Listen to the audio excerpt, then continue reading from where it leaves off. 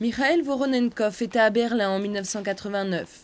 Correspondant pour une agence de presse soviétique, il a couvert l'exode vers l'ouest, la chute du mur, la réunification des deux Allemagnes. La journée du 9 novembre, le jour où le mur est tombé, Mikhail Voronenkov s'en souvient bien. Les gens avaient attendu si longtemps la chute du mur qu'ils n'y ont pas cru au début quand c'est arrivé.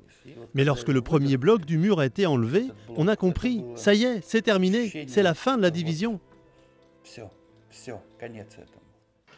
Vyacheslav Mostovoy était lui correspondant pour la télévision soviétique. Il se rappelle l'euphorie dans les rues qui gagnait même les journalistes venus du RSS.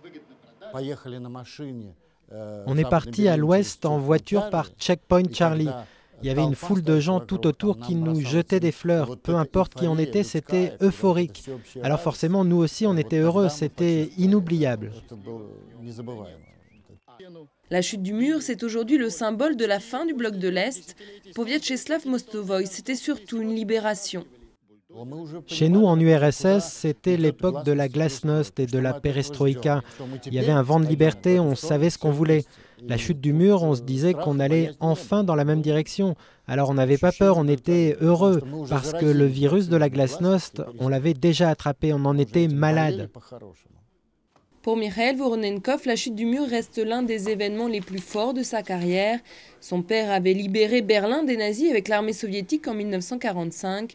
44 ans plus tard, il a eu le sentiment de marcher dans ses pas.